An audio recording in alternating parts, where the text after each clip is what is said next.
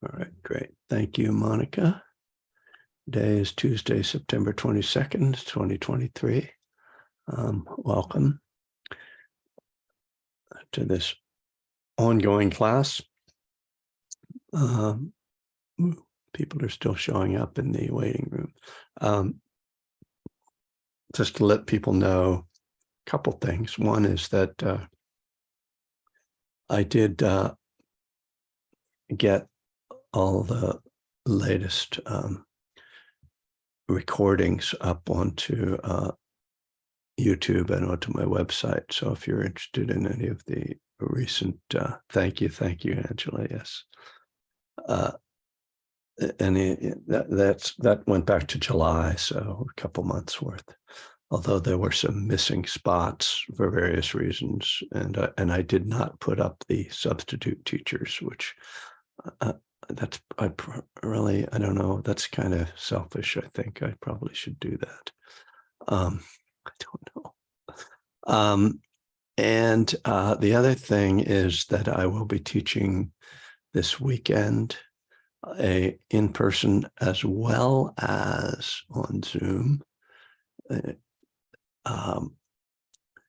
And that will be, I'm going to put the link into the chat.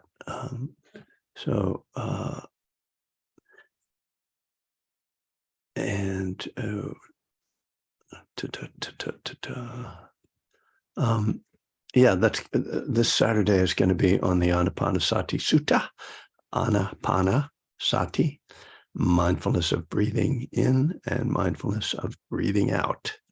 Here's the page on my website that describes it, and the Zoom link is also on there. So you would need to go back there on Saturday morning and click on the Zoom link to join. Starts at 10 a.m. Pacific, 10 to 5. We'll be going through the 4 sections of the sutta with 4 different meditations, for each of the sections. The following weekend, I will be in Redwood City at the Sati Center for a day long on living kindness. Kind of based on my book called Living Kindness. And that will also be a hybrid event in person and on Zoom. And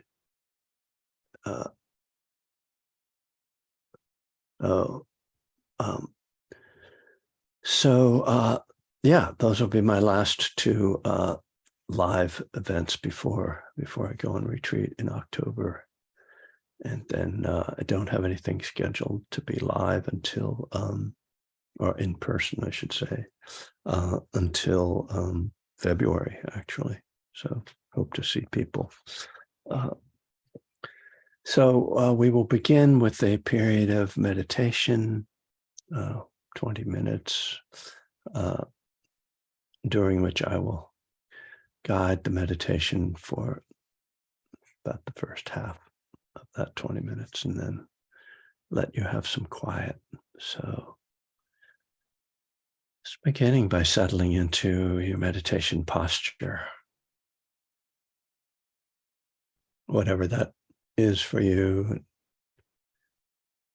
Certainly an important aspect of our practice is finding a way to sit that supports your being awake and being relaxed. So this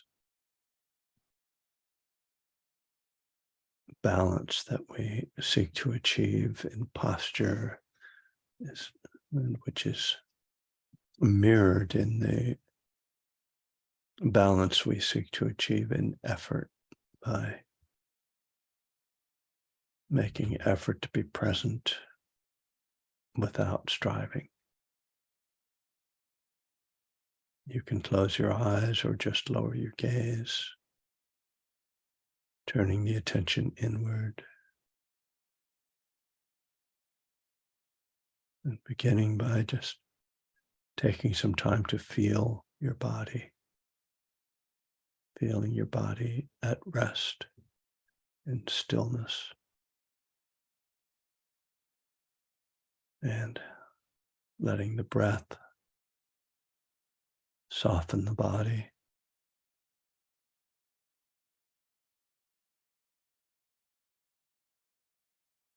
Releasing any tension, any tightness,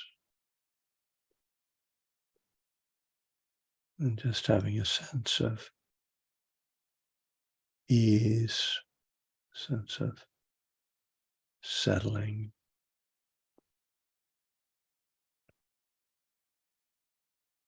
arriving.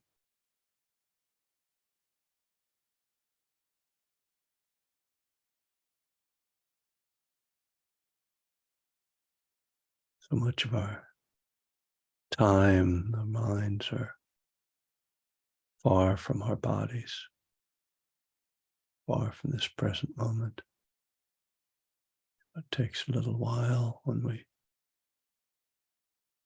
turn towards this present moment experience just to arrive here, to feel yourself fully present.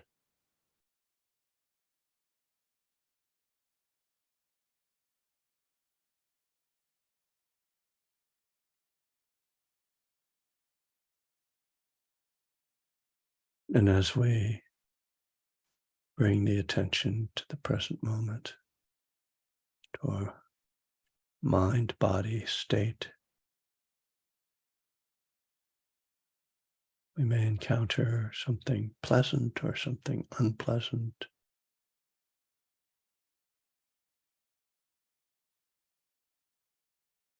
But whatever arises, we try to bring mindfulness as a way of holding our experience without bias, without preference.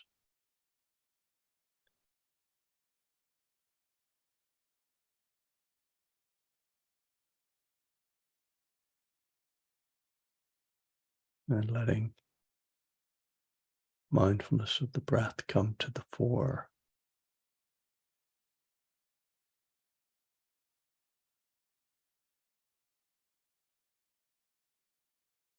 Breathing in, breathing out.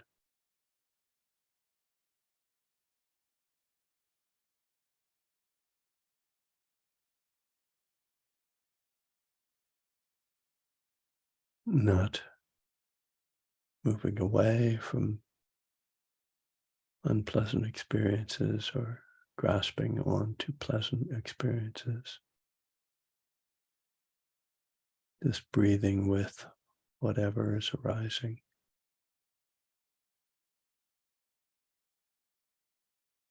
If the felt experience is neutral, just feeling that as well. Not striving for anything different.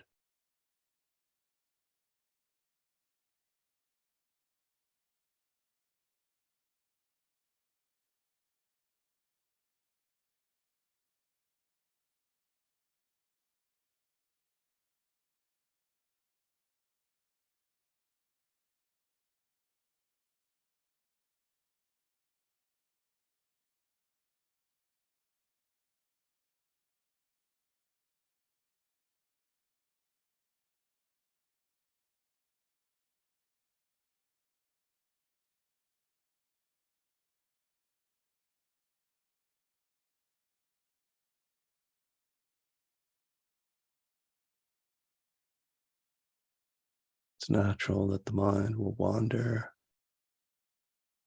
when we try to draw it back into the present moment. We're so habituated to thinking, so conditioned to stay in the mind, in the thought world. And it takes some time and patience to find our way into the world of the present, which is the world of sense experiences, of feeling, emotion.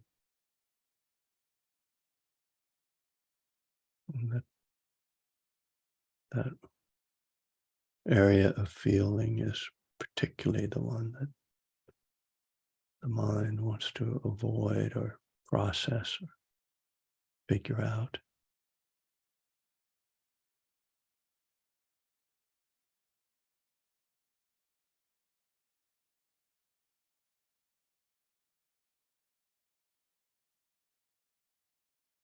So again, to just keep returning to the breath, not in a rush or in some sense of escaping the mind, but just gently encouraging the attention to be present.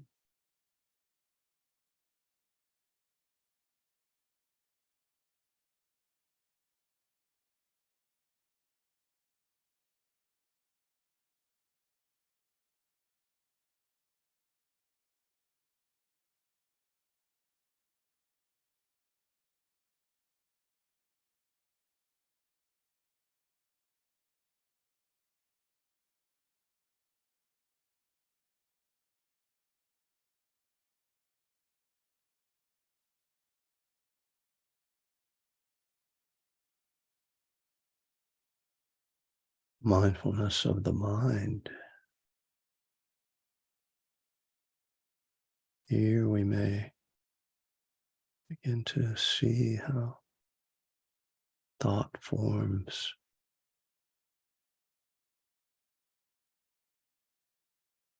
how feelings or perceptions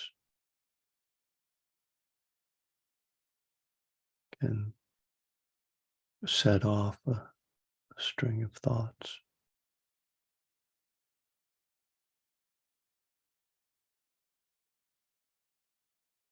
We begin to see the conditioned nature of thinking, that these are just constructs in the mind that come together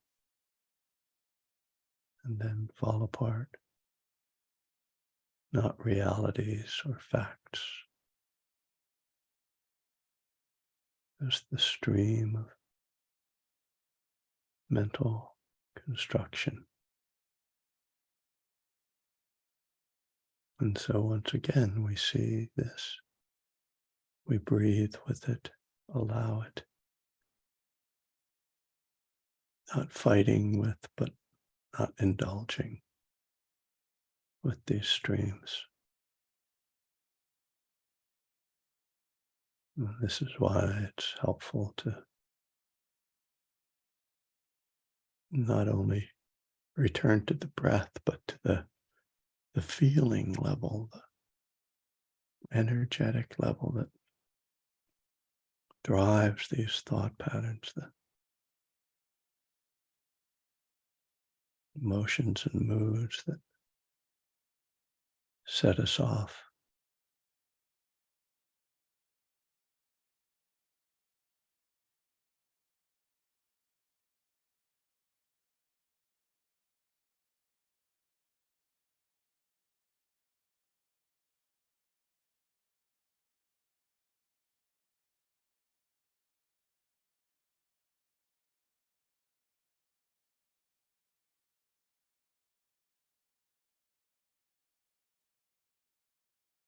And we cultivate quality of balance or equanimity in regards to feeling and thought, perception.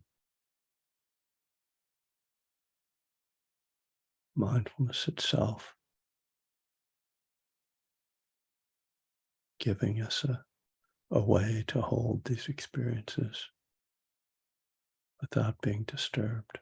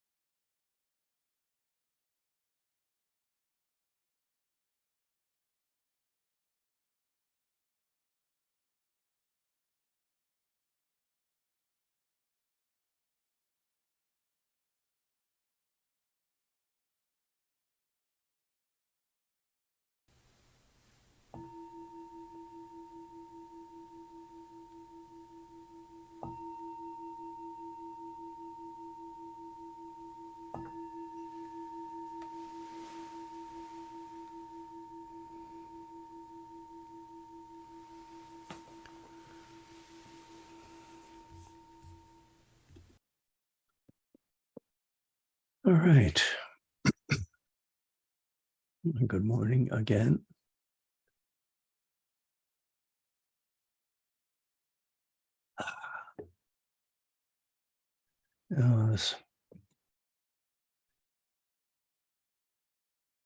When I prepare for teaching, such as I do, usually ask myself what's going on right now, particularly for these classes, what's going on in my life right now that I can use as a jumping off point for a teaching, and what seemed particularly relevant is the sort of wide range of things happening. I mentioned this terrible death of my sister-in-law. At the same time, this weekend, my daughter just got offered a great job that can actually really be life-changing for her. And yeah, it's interesting.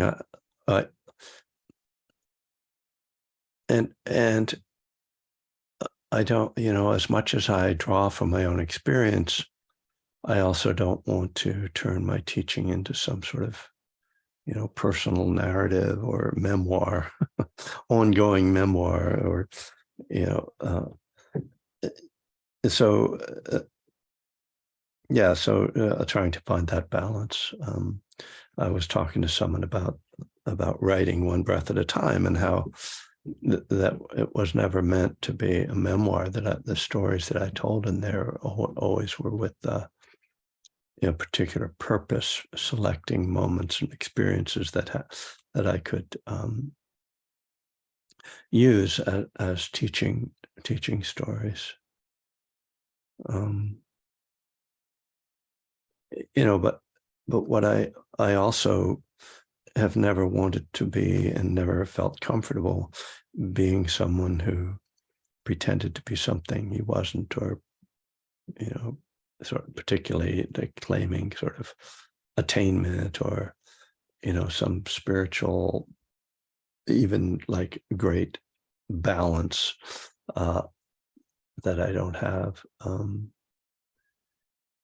And that's particularly comes out of my own experience of feeling less than, with teachers who did sort of exude this kind of lofty spirituality, which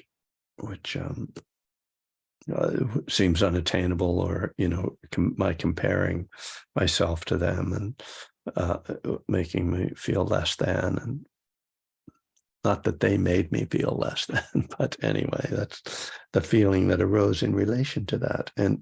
And so all of that is to kind of, once again, sort of talk a little bit about how I approach teaching, and what my goals are in it. But what's also really important is to be able to pull out of these personal experiences and step back.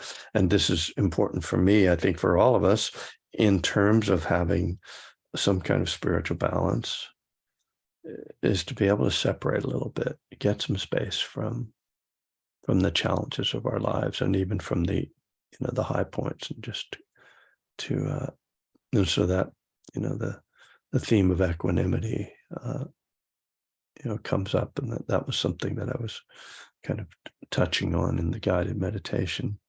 So in any case, what occurred to me this morning, when I was sitting earlier, was to talk about what's called the 8 worldly winds. And so I dug up the sutta, which is Anguttara Nikaya 8.5 or 8.6, but 8.5 and 6 cover the same thing. So the Anguttara Nikaya is that's Pali for the numerical discourses. And the numerical discourses are what they sound like, which is that they are divided up by the number of topics covered in each sutta. And there are 11 chapters.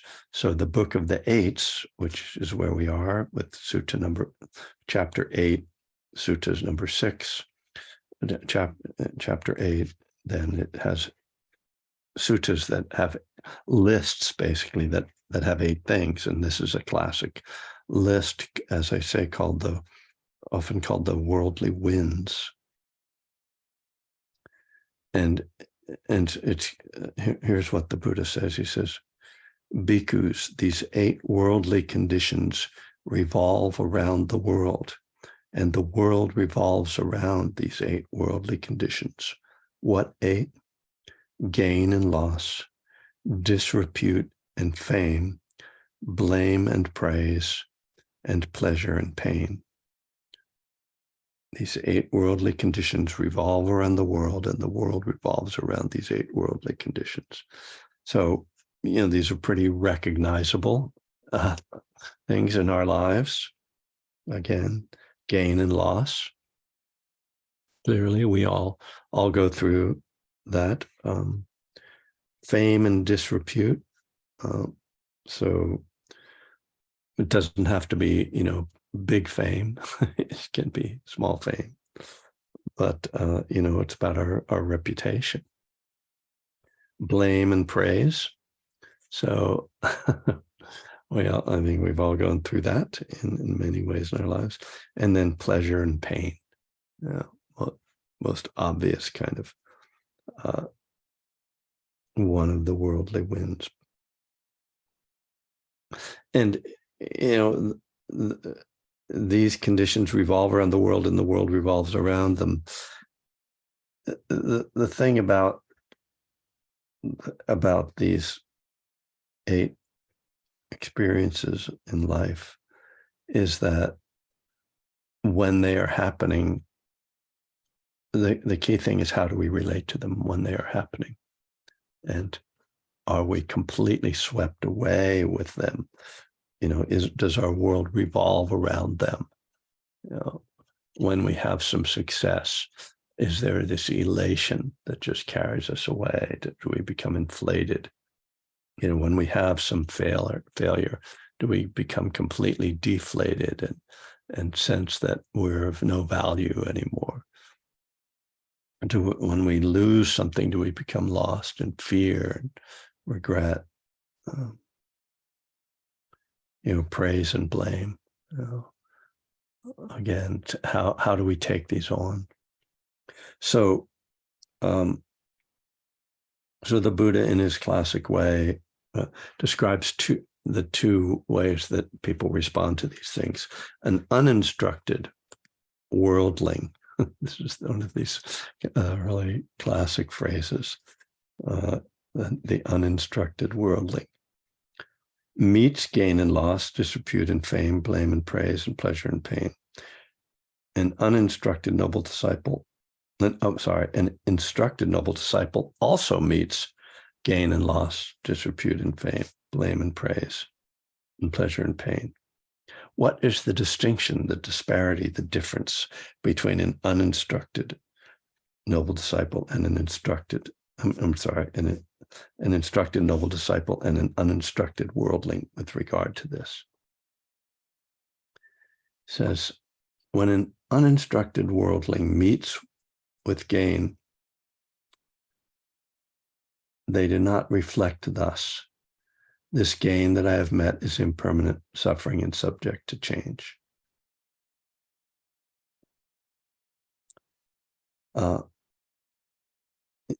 And so that, and so he goes through all 8 and just saying that when someone doesn't, understand things, when someone doesn't have wisdom, they don't realize that things are impermanent and that they aren't satisfactory. So that even if I gain something or get praise, that's not, going to bring ultimate satisfaction. Gain obsesses their mind, and loss obsesses their mind. Fame obsesses their mind, and disrepute obsesses their mind. Pleasure obsesses their mind, and pain obsesses their mind. They are attracted to gain and repelled by loss, attracted to fame and repelled by disrepute, attracted to praise and repelled by blame, attracted to pleasure and repelled by pain. Thus involved with attraction and repulsion, they are not freed from birth, from old age and death, from sorrow, lamentation, pain, dejection, and anguish. They are not freed from suffering. So again, in this sort of odd language of the suttas, that sometimes seems very abstract, and then other times just seems very concrete. It obsesses the mind, right? Loss obsesses the mind. When you have, well, I don't, what, you have a car accident, or you have a relationship breakup, or you get fired from a job. It's like it just takes you over, right? And I will say now, personalizing, that this weekend, this was, I was really having trouble. It wasn't that it was obsessing my mind, but it was capturing my heart, my feelings, the sadness, right, the loss, and the story, about this person, my sister-in-law, and her alcoholism, and my family's alcoholism, and my alcoholism, et cetera. And it happened that I was reading, actually, just as an aside, I got a book in the mail from someone who came on retreat with me several years ago. And it was a book about her relationship with their daughter, who became bulimic and then became a heroin addict in college, around college age. And this was about both her daughter's struggle with addiction and the mother who wrote the book about her struggle with, codependence, I don't know, or control, her wish to control her daughter's life. And it's a beautiful book. It's called Craving Spring. And rarely do I read books like that. And some, people send me books from time to time, and I acknowledge that I've received them and thank them, but I don't always sit down and read them through. But I read through this book over the course of just a couple of days, and it particularly was resonating because it was about addiction and about a family's crisis, and going through that. Anyway, if I said to my wife last night, I'm not sure I want to recommend this book to people because it's so difficult. But for those who have struggled with those kind of relationships in family, with an addict in the family, you might find it, I don't know, helpful, or at least relatable. It did have a happy ending, so the daughter did recover and seems to be doing well, almost a decade later. But this idea, these things obsess our mind, right? This is the problem, right? And why we need mindfulness to step out of this. So we'll go on to what the Buddha says about the instructed noble disciple. So this is the person who is a little more wise.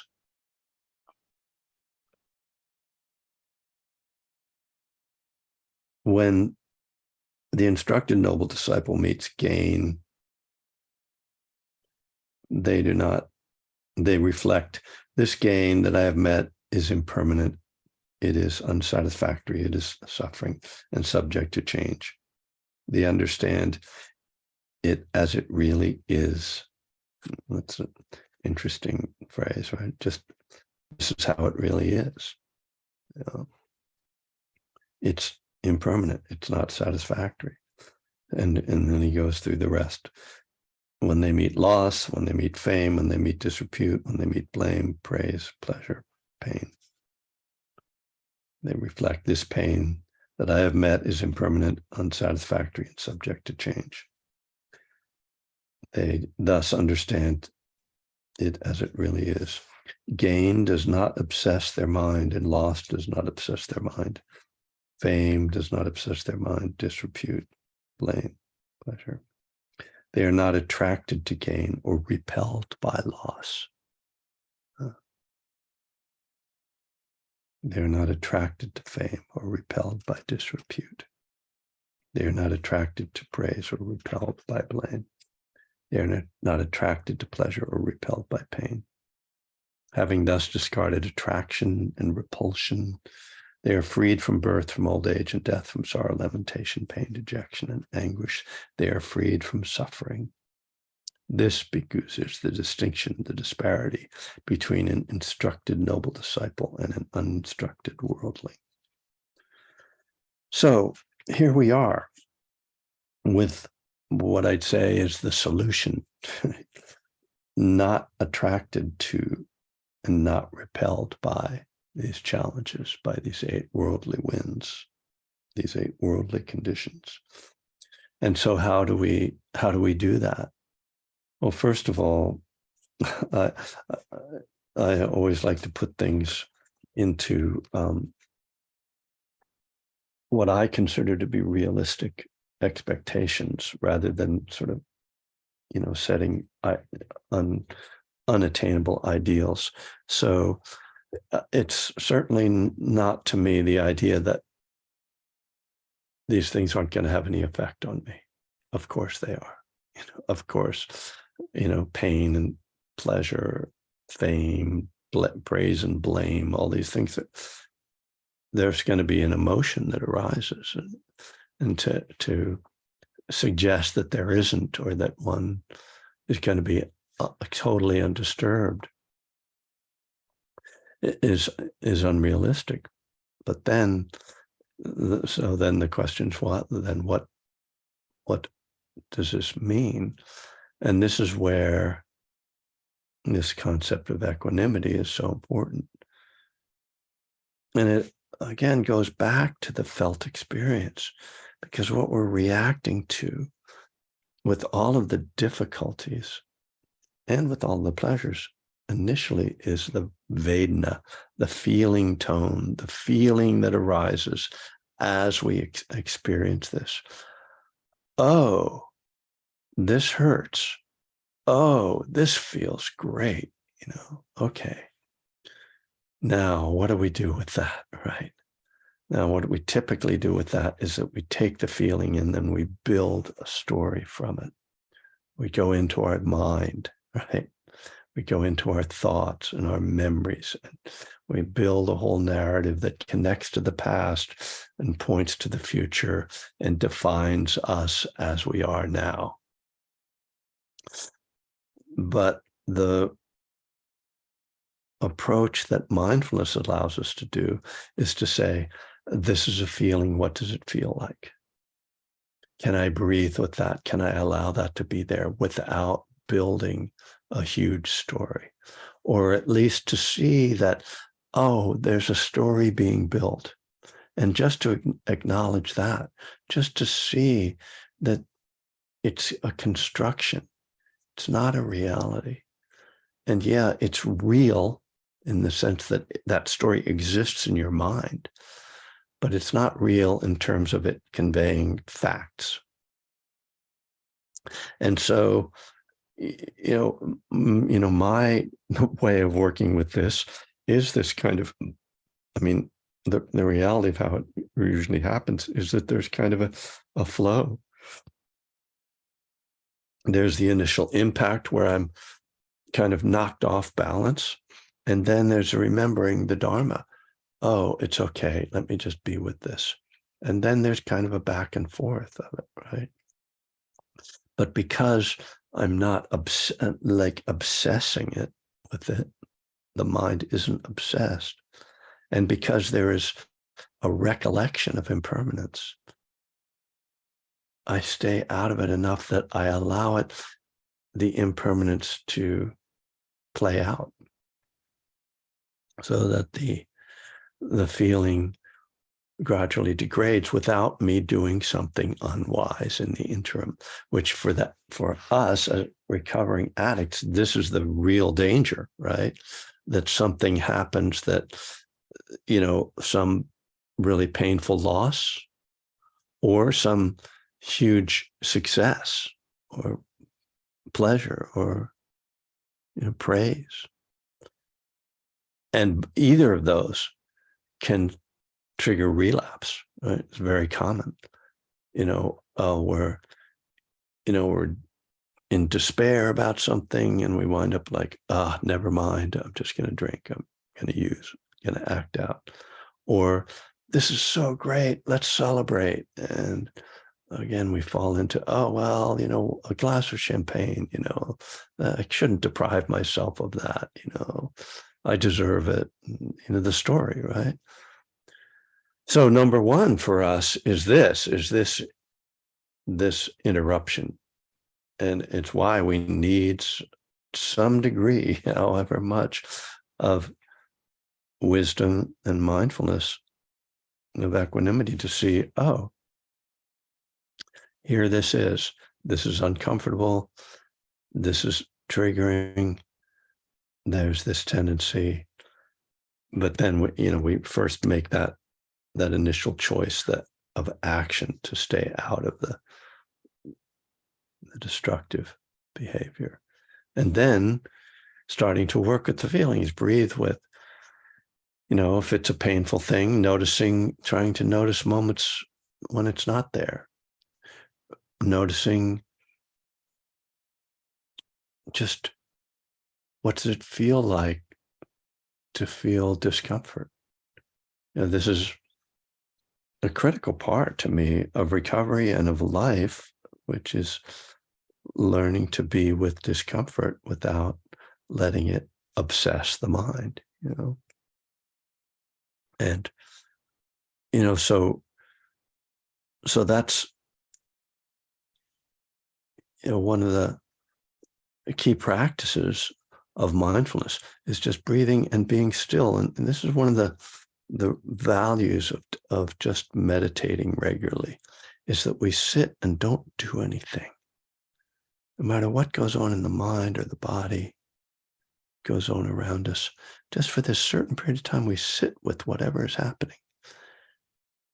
And if we can utilize that non-doing as a way of training ourselves to be non-reactive, then we build on the meditative experience and take that into our lives. And we develop this power or skill or art, however you characterize it, of non-reactivity, of not letting the mind become obsessed or letting the body act out on the feelings that arise. So this is one of the, when we say like, why do I meditate? I mean, initially it's like, I meditate because it's like I'm supposed to, or it's in the steps, or it'll make me more peaceful or whatever. But really there's different trainings that come through this practice. And one of the critical ones is the training to not react, to not do anything, and just to sit for that period of time. Because you sit and like some thought comes up and it's like, oh God, I can't stand. I need to act on this, or I need to avoid this. I need to get away from this. And when you learn to just like, oh no, wait, if I just sit here and breathe and I'm with it, I can watch it. And the teachings tell me, and I know that it's going to change.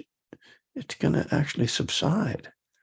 And then we start to see this other critical piece, which is we see what sustains the obsessions of the mind, or what sustains discomfort, and what sustains pleasure as well, which is the stories that get built out of that. And when we learn to interrupt the stories, we interrupt the process of creating and recreating and sustaining, particularly these difficult states. The difficult states are very much sustained by the narratives that develop in the mind. So this is the other piece of our meditation, which is that we're learning to interrupt and interrupt. People are always like, "Oh, I'm supposed to stop thinking when I meditate." No, you're not. It's okay. You're going to keep thinking, but by learning to first see that you are thinking, that's changing how you relate to thoughts, and then learning to interrupt and go, "Oh, I'm just having a thought. Let me stop and come back to the breath." Well, again, this is a training in non-reactivity, that I'm not doing something with these feelings, with this one thought. Okay, a thought arises. What do I do with that? And we see, you're meditating, you realize, oh, I've been thinking about this for like a minute or two. Okay. And you stop, you go, oh, well, let me come back to my breath. And you've just interrupted it. Even though it may have gone on for a little while, you've interrupted it. It's not just pulling you along.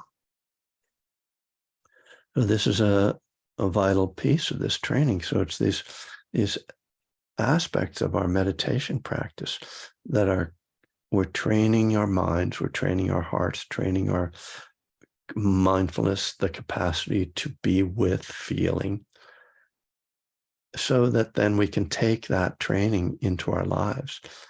And again, it's really important to not think, oh, I'm supposed to get to some place with this, that I'm going to, once I have it all figured out, once I get really good at this, then I won't have any, I'll catch every feeling. I won't, I won't have any really bad feelings, or they won't bother. I'll be totally equanimous. No, like none of those models really help. They're not true.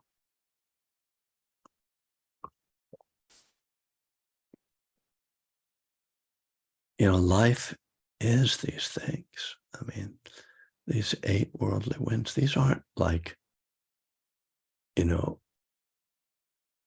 random occasional things that might happen. Gain and loss, praise and blame, pleasure and pain. I mean, these things are constantly happening to us. And you could add to the list, right? Hunger and fullness, eating and not too much, eating not enough. Anger and love, whatever, just that, and there's this larger point about this, that all of these things depend upon each other. That if there is gain, there must be loss. If there is praise, there must be blame. If there is pleasure, there must be pain. Of course, the addict side is, oh, I only want the good part. That's what I expect. That's what I want for my life. And if I can't have it, then I'm going to get high so that I will create the pleasure for myself. And of course, we discover the unworkable nature of that, which is why we showed up here. And so again, this comes to, seeing life with wisdom, understanding that, not being confused by it, not being caught up in every, passage of, every breath of wind that pushes us one way or the other. Just going, well, here's this, and here's this, and here's this. So I'm kind of running out of time, so I'll stop going on and just see if there's anyone who wants to add anything or chime in. But thank you all for your attention.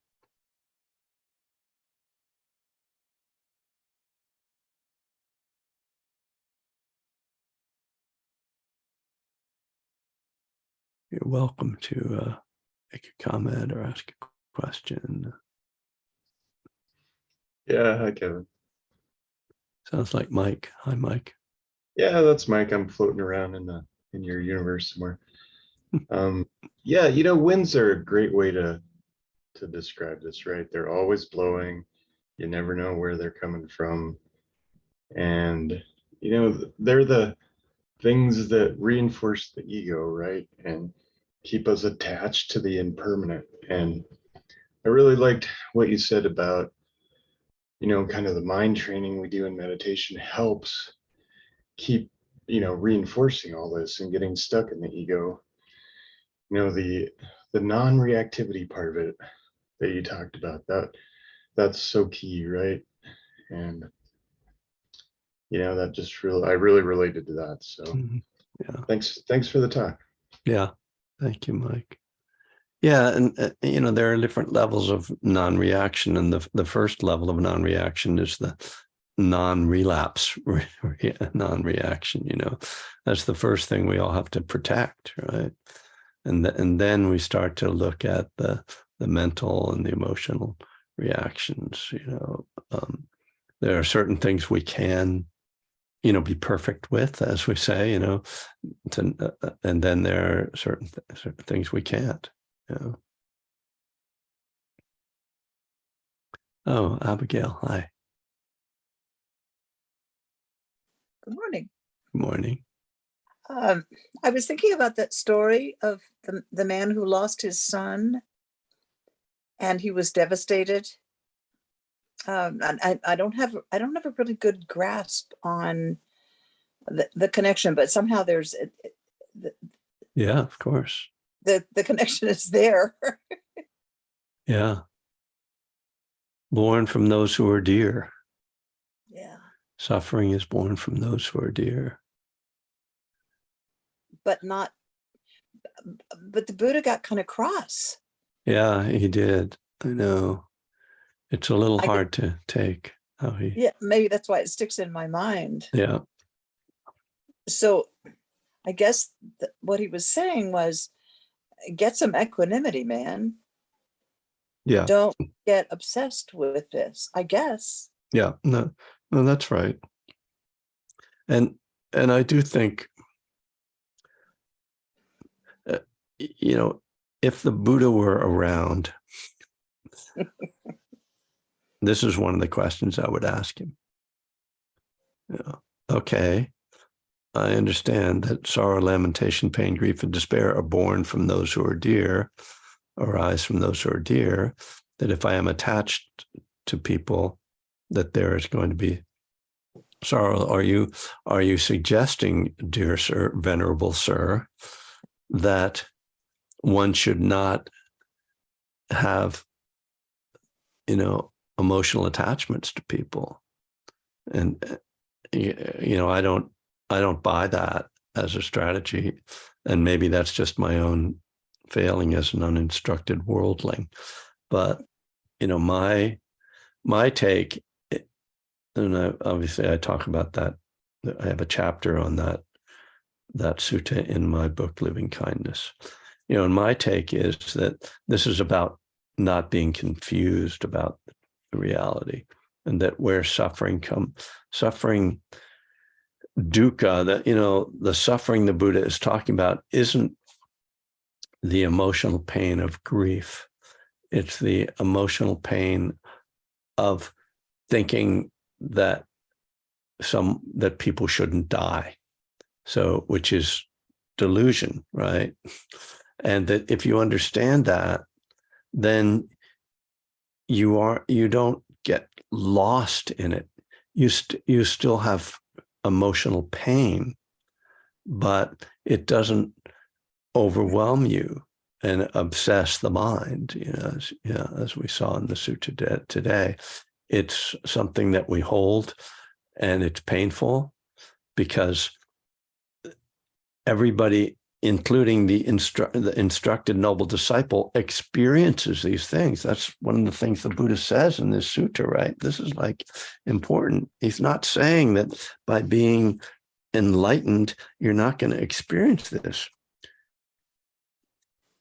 He says, an instructed noble disciple also meets gain and loss, pleasure and pain, you know, disrepute and fame, blame and praise. So we all will experience these things, but we can with wisdom, they won't overwhelm us. That to me is the difference. Not that we don't feel anything, because I think that's sometimes the message that comes across. Oh, if you're really a Buddhist, you won't feel it. You won't feel any pain. Well, that's like death.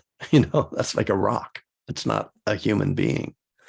So let's not, have some vision of spirituality that involves being dead in some way. That's not spiritual. Yeah. So where was that story about the man whose son died? I'll go back. It's Majjhima Nikaya 87. 87. Okay. And this sutta is called Born from Those Who Are Dear. Yeah. Yeah. Yeah. Thanks. It's good instruction on how to deal with the impossible. Yeah. Yeah. Yeah. It's also what novels are. I'm a novel reader, and it's what novels are based on, is that concept of how do we deal with the impossible things. Right. Thank you. Yeah. Thanks, Abigail. Yeah, good novels have wisdom in them. Monica, hi. Hi. This was a awesome teaching and something I wasn't familiar with, but if it looks like I want to ask a question. Is it so there's a possibility to be suspended between the two opposing forces, like I have down here gain and loss, for example. But then that feels like you're not going to feel. So I don't know. Yeah, so I don't know. I was like, you're the uninstructed versus the uninstructed. Yeah. Well, it's a good question. Equanimity, which is really the quality that we're talking about here, because this is what the Buddha really recommends, and it's what really arises when we don't become obsessed or get overwhelmed with these polarities. Is a balance, but it's not by any means a state of not feeling. It's actually a state of feeling completely.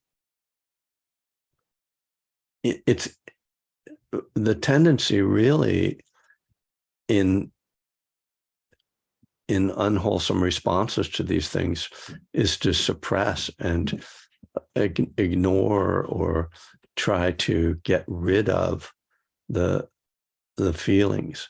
With equanimity, it's really an openness that's very accepting. It's just that we don't go from the feeling into the mental obsession and the getting lost. It's like breathing in, I feel this feeling. Breathing out, I feel this feeling. I feel that it is painful, or I feel that it's pleasurable, or I feel that it's neither painful nor pleasurable, but I'm feeling it. If I'm not feeling it, if I'm not present, then that's where the real danger lies. Whether you're talking about dissociation or obsession, but this is the great challenge, because it's difficult to feel. This is where, again, for addicts, a lot of our, activity was based on avoiding feelings. And so before we can even get to a place of feeling and thus potentially to equanimity, we have to go through the fear. So that before we even feel our feelings, there's a fear of feeling. So that, which is also a feeling, right? So it's like we start with the resistance, and we have to breathe through that and soften through that. And then as that subsides, we meet the sorrow or the anger or the fear, the anxiety, and then we're breathing with that. But in all of this process, it's engagement with the felt experience. It's not the thoughts and the stories that arise out of this are another way of avoiding actually being with the experience. You know, loss, I mean, you're going through it. I'm going through it. You know, loss is painful. And, you know, what do? Do we, you know, with that, there's behaviors that go with it, unhelpful, unwholesome behaviors that go with it, not necessarily addictive, but, you know, and then there's thoughts that go with it, right? And these are the ways that we kind of try to run away from or push away or suppress or get away from those feelings. And the idea of equanimity is that we come back and we sit with it, we allow it comes and goes, and like the wind or like a wave, it moves through, and we see it arise, and we breathe with it, and we, you know, I don't know, let go is too easy a term, but we allow it, and then it plays out. Thanks for explaining that. That was so beautifully said. I'm glad it's on recording. I can go back and listen to it. But thank you. Oh, wow. That was like, I really beginning to understand equanimity in a new light. Thank you. Thanks, Monica. And Rami? Hi. Hi. I've been going through something lately where I am more and more aware of the ephemeral nature of life. And a lot of it has to do with aging and losing friends and such. And it feels sometimes like my heart is breaking. Yeah. And it feels like it's leading me into a deeper place of love. And also helping me to be more present with the people around me, you know, to look at them and realize that it's all changing and we're not going to be here with each other forever. And it's really sweet, but sometimes it feels like such a deep grief. So I appreciate everything that you've been saying about equanimity and allowing it to be. I don't know how it can be otherwise for me right now. Is there anything that you could say about that in your experience? Well, I can usually say something, but my first response is just, that's really beautiful, and I think you're capturing something very authentic, and that if we are really here for life, particularly as we get older and older, that, as you said, that ephemeral nature becomes more evident, and that can't help but touch the heart. And I think like a significant degree of how we respond to aging depends upon how we respond to that truth, that one's heart can open and one can become more engaged and appreciative of life, or one can become embittered and withdraw and angry, you know, because life is loss, you know, and it just, especially as you get older and the people around you get older and die, and you get older and approach death. And, you know, it really takes courage to live in the way you're describing, and to be present in the way you're describing, and keep love as a guiding principle. You know, Yeah. Thank you. Beautiful. So we've run over a bit. A few people have had to depart, at least, figuratively. Hopefully not literally. So thank you all for showing up, and appreciate Tuesday mornings are kind of the cornerstone of my week. So great to see everyone. And I'll be back on Friday night. And then, as I said, teaching on the weekend. I also mentioned that there's a day long at Spirit Rock this Sunday with one of the monks from Abhayagiri. So anybody who's in the Bay Area might want to go and sit with them. All right. Take care.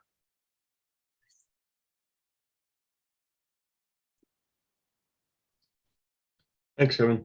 All Thanks, right. Kevin. Thanks. Sorry for Thank you. that. Yeah. Thanks. It was coming. Got it. Yeah.